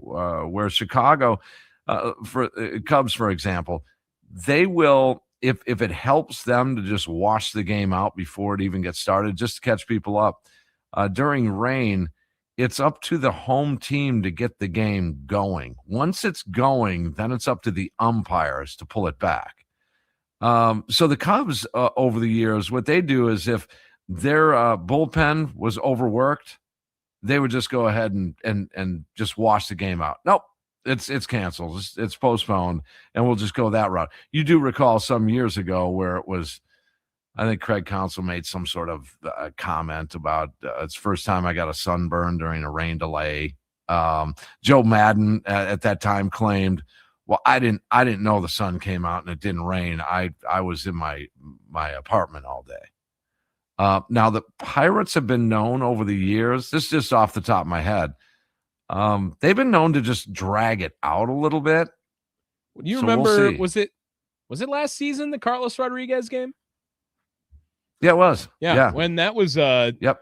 2-hour delay or something like And he that. went back and he out went back there. out there. Yeah. That was, that was oh man, dude, that was a massive go back out there last season when that happened. It was huge. And he got shelled. I don't even think he didn't even pitch that well, but just to be able to go out there and wear it twice, like it was massive for them. Yeah, and you wonder what the alternative would be if tonight gets washed out. Will it be they're scheduled for a 3:05. There's no way they're doing a doubleheader tomorrow. I would seriously doubt that. That would be 4:00 Eastern. And to start a doubleheader at 4:00 Eastern, I highly doubt that. The Brewers, they do head back into Pittsburgh, do they not, later on this year? Because this is their first time in Pittsburgh. So yeah, they definitely would go back, which, I mean, you know me, I love 5-game series. So that'll be awesome that'll feel like 2008 all over again when you play them 19 times a year or whatever it was. They're at Pittsburgh in the last series of the year, September 15th through 17th. Oh, yes. yeah, definitely throwing the game in there. There's 5. There's a Thursday game. The last game of the series starts at 11:35, so they could easily throw a doubleheader in the second day. That's what. Yep, get ready for a doubleheader on what day is that? That would be September 17th, Thursday. Thursday, September 17th. There will be 2 Brewer games. Yeah. Yeah. I mean, I'm hoping not, but that's where that goes. I right hope there. they play, and I've worked with a lot of guys, producers and co-hosts and things like that. And over the years, I'm not going to name names, but some of them, they were always rooting for the rain out.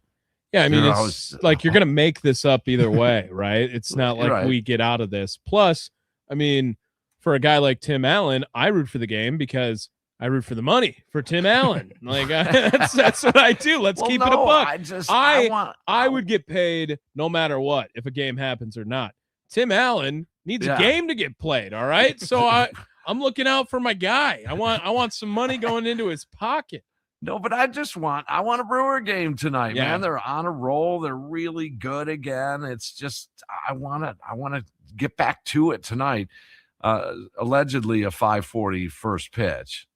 And Charlie, why don't you it's too bad someone didn't invent these things, these machines. That you imagine like encyclopedias that could just maintain an entire web of network that you could go after. And you could possibly look at can you believe you could have this machine? I wish they invented this machine where you could look at an hourly weather forecast. Oh, dude, what if it like had a radar on it that in could a given track city, it? in any city you want it. This almost makes me not want to look up the weather for you guys. I have also been very much transparent with Charlie and Sparky. One of my biggest flaws is I feel like anytime I go to a weather website, I have no idea what I'm doing. They're all different. They're just like, am I supposed to look at the hourly radar? And if I do, I feel like the time I want to look at, it never gets to that time. I hate it. I hate looking at the weather. I got pretty proficient in it years ago. We were talking about Travel Ball last hour. Okay. Got proficient in it when it came time to my son's ball games. All right. Because then but it's not going to rain. There's a window, or it's not going to rain till 6. They play at 4. And so I got pretty good at it. And since he doesn't play anymore, I doesn't matter to me. Only around Brewers baseball. You're looking at storms until 8:00 in Pittsburgh, but they're pretty scattered. It looks like over the city, there's not a huge like storm cloud. It's a bunch of smaller ones that are coming through. So it could be just a later start too. I'm saying they're getting it in. Yep. I'm saying they're playing ball tonight. I like it. Make it fun. Make sure Tommy has fun on his last day. All right. It figures a rain delay on the last day. You're never leaving. Actually, we're gonna make sure that we squeeze everything we can out of it. Be on air past midnight, so that tomorrow is technically your last day. Oh, actually, I don't know. I think that's illegal. I don't think I'm allowed to go on after midnight tonight. Insurance liability at that point. Like, what if I spill coffee all over the board at midnight? What happens? Like that. Or you stub your toe. Yeah. Yeah. Does OSHA cover me after midnight? Right. Yeah. I wonder. It's actually, I don't know. This is my workday never ends, right? So I think as long as I started work today, nothing would happen. Probably not. But maybe there'll be some police officers to walk me out at midnight. I don't know. That's right. Yeah. You got a cardboard box ready, right? For tonight. I was already packing up my stuff yesterday. I got a little proactive on it, and I gave Charlie a dinosaur hobby horse. Sick, dude, sitting in the back of my car right now. Yeah. Oh, nice. So I have nowhere to put in my apartment. Like a hobby horse where you have the long stick with the horse head on it. Should I go professional hobby horsing? And I understand that you got a going away gift. I did. Tim in New Berlin was listening, and he drove to the station, and he dropped off a rookie signed Jake Bauers San Diego Padres card. That is amazing. Yeah, I have no idea. This whole week has just been like, I feel like I don't know what I'm doing. Like, I just feel like how the entire week. And it's exciting though. Yeah. For you. Yeah. No, I guess it's really hard to imagine your impact when you try to be, just so in the moment all the time. And, I try to be humble. I suck at it sometimes, but I try to just work, right? It's my job. Right. And you don't realize quite the impact that your job has sometimes. And well, I'm sure you've had that feeling plenty of times, Tim. For sure. Yeah. And you have to keep in mind at all times to credit William Contreras for your success, Tommy, for sure. Credit William. But you credit the audience and you guys listening. We don't force feed this on you. You allow us to do this for you. Absolutely. And that's the difference. You allow us into your car on a daily basis. You allow us into your home, into your living room, into your garage, into your basement. On your TVs now. Yeah, now this video right there. Yeah, you love it. Mm-hmm. Yeah, I hate it. But you guys invite us in. It's on you. And I get to know these guys. Like Lane Grindle, listening to him all these years, I feel like I know him. Right. Right. And I don't really know him. I mean, we talked maybe 15 times ever, 15, 20 times ever. But you feel like, and I appreciate, you got to be grateful that when people welcome you in, Tommy, it means you're doing something right. Well, and it's really rewarding when, obviously there's some radio behind, but I try to be as authentic as possible. Like, this is the person I am. Yeah. On air, off air, with my coworkers, with my friends, with my family, with my girlfriend, like all of it. I'm always the same person. I feel like I try that at least as much as I can. And to have that be an impact and people feel that way about me, it is really special. It is a really special feeling, and they wouldn't allow you in, right, if you weren't like that. Yeah, I completely understand that now. After the last week I've had here, and a couple of days for sure, at least. Yeah, then I have a feeling, folks that are listening, I have a feeling you're going to hear Tommy Wirtz around the state of Wisconsin. His radio career and broadcast career is pretty much just getting going. And I said it the other night. I'm not convinced that we won't work together someday again. You keep saying the word incestuous when you talk about radio. Well, radio is an incestuous industry because everyone knows everybody and you work together. No, I worked with that guy over here, and then I worked with him, and then, you're back together with him. Look, I mentioned Chuck Freeman once in a while. we've worked together at 3 different sports talk stations. Yeah, I don't even know if many people know that I actually was at the flagship before. Before you were at TMJ. Yeah, I was there for almost 2 years. Just stuck at night, so maybe a little bit less, but Mhm. yeah, I've been in the market before this station, and I couldn't imagine where it would go with that. And I had that job while I was in college. I was in Madison, driving back to Milwaukee just to work, and I was leaving my introductory to Adobe Audition class 30 minutes early every day. The professor's like, "This is dumb.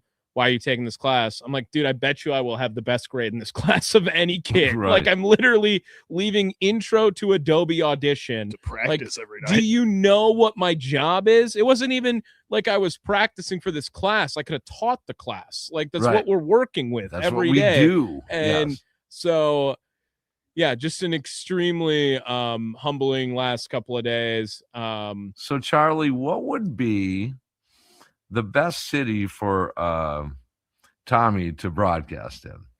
I'm going to say Farmington, New Mexico. Oh, yeah.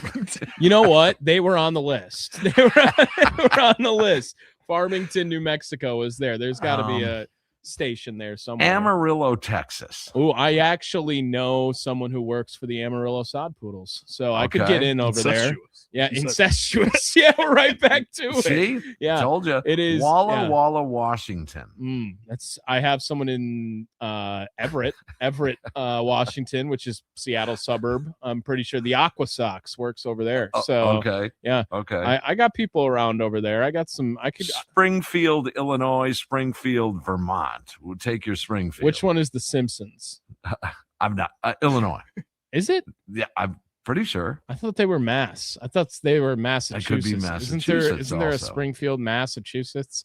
Is Terre that the Haute, Indiana. I refer to that city a lot. What is Springfield, Oregon is where the Simpsons are based Springfield, on. Oregon? Really? I don't think. I thought they were Illinois. Wow. I okay. definitely didn't think they were in Oregon. I thought they were an East Coast city, but It's Matt Groening, the creator. His hometown is Portland.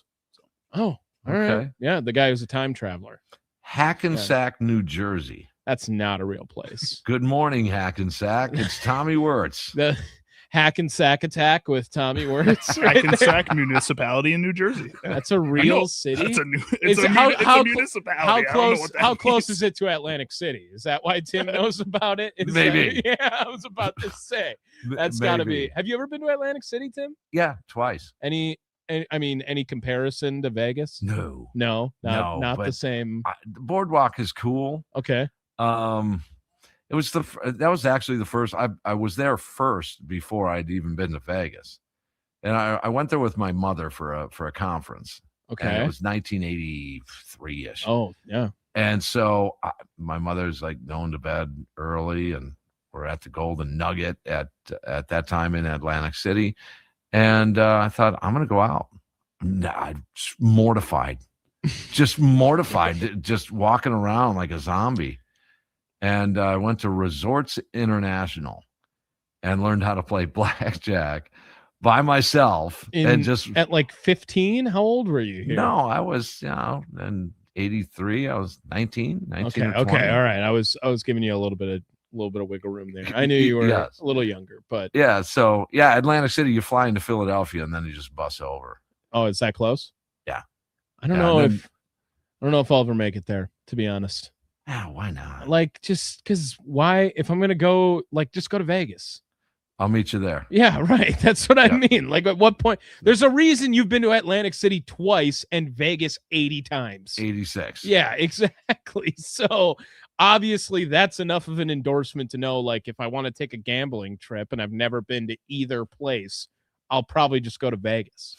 So Tommy Wirtz with the leadoff show here in just a couple of minutes. Tommy, they reacquire Bryce Wilson. They're going to try and get him back on track here. Easton McGee, DFA'd, and Thank you for your Drew service. Rom sent down.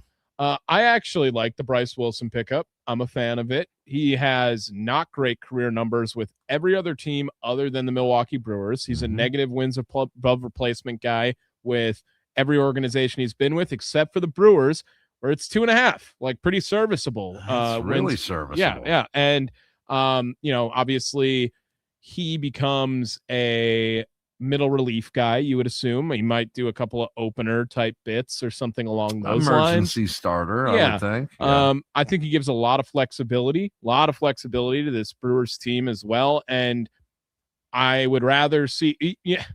Did he Jose Quintana himself into a job? Is that what he did? Maybe. Because he just did very well against the Brewers with the Cubs his last go around. Yeah. And I didn't realize he got DFA'd, if that's the case, right? Yeah, I didn't catch that. That Brewer News and Note where former Brewer Bryce Wilson was DFA'd by Chicago Cubs. He is, and I'll do a little Charlie reference here. For some reason, just like really good in video games. Like has like a sneaky good. He has a weird release. That's like hard to hit or something in the video game. And so when Dan Vogelbach was on the Pittsburgh Pirates, Bryce Wilson was also on the Pittsburgh Pirates. And me and my roommate at the time, we used to play a co-op of the Pittsburgh Pirates and play against another two guys online. And we used to bat Dan leadoff and pitch Bryce Wilson. And we never lost. I mean, we just never lost. It was always fun. That's why we picked the Pirates, because they were one of the worst teams in the game. Plus we get Dan, plus we get Bryce Wilson, who's like a 68 overall or something, like nothing good.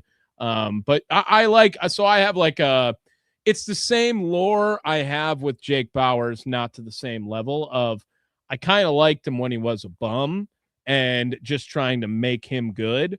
But that's my bias with Bryce Wilson as well. Yeah, when he was here and on, he did a hell of a job. He did. He really did. He did. He performed. Yeah, and he 8 innings when they needed him to.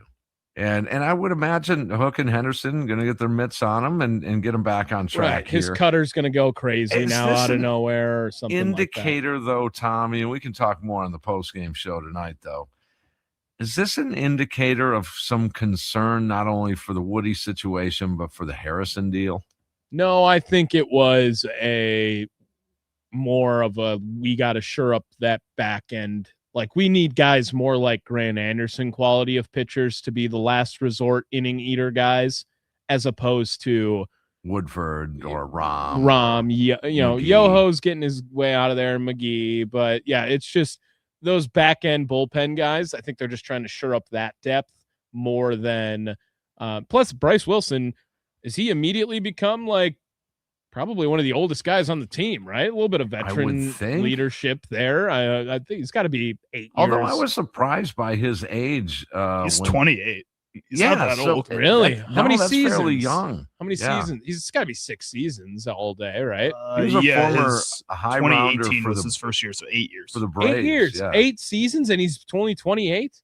Yeah. Wow, that's incredible. Good He's for a Bryce. high draft selection for the Braves years ago. Yeah, brave guy. 4th round in the 2016 June amateur draft.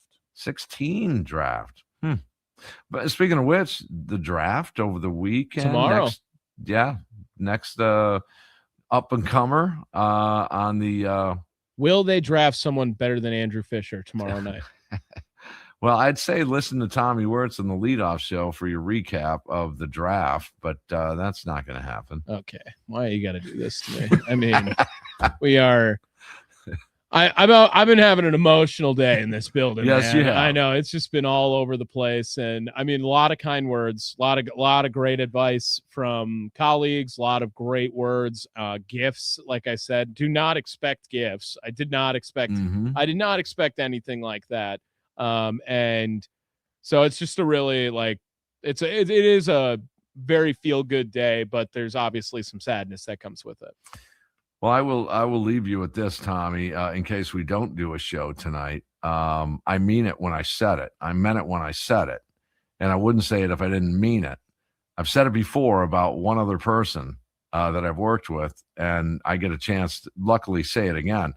I believe, and I firmly believe this, and who am I? I'm just a veteran broadcaster. But for what it's worth, I believe you are the best young up-and-coming broadcaster in this state. So, and I mean that when I say it. I believe it, and I have no doubt you will have a tremendous amount of success in this industry. Yeah, I appreciate that, Tim. Thank you. Thank you. It doesn't happen to everybody. It doesn't, and it's not for everybody. But there's certain again, I'm not going to name names, but I've worked with a lot of folks in this same building right here, right behind that glass over there, that I knew full well had no shot to make a living in this industry. But on the other hand, I kind of knew some that would, and you're definitely one of them. Well, I appreciate that. And by far, from a local success standpoint, the getting to work with Tim Allen is one of the more impressive things I get to tell people. That coming from you, it's an awesome statement. I appreciate the hell out of you, Tim.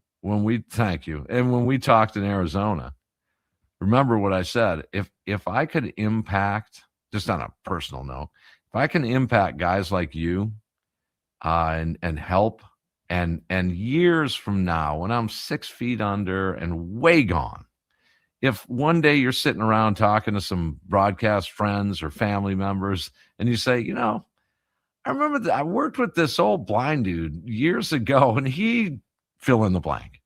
That would be rewarding for me. Yeah, he always said, keep the jack. Keep the jack. If all else fails, go to Vegas. Just go to Vegas. Just go to Vegas. You'll be fine. Thanks, Tim. Thank you. All right. Well, Tommy, you've got the leadoff show, and then the Brewers reportedly are going to start at 5:40. That's the plan. We'll see. And after the game, Potawatomi Sportsbook post-game show in the Wisconsin Sports Radio Network studios. Hopefully after a Brewers win, game 1. Tommy, with all the details, including a parlay of the day, I would imagine, right? Oh, yeah. Every day. And injury report, and you get all set. Looking forward to seeing that lineup. Is Yelich back in? You're going to find out with Tommy Wirtz next. Tommy, I'll see you on the post-game show. Thank you, sir. Charlie, thank you for the help. For Charlie Usen, my name is Tim Allen. Sit tight. Leadoff show is next. You've been listening to Wisconsin Sports Daily here in the Wisconsin Sports Radio Network studios.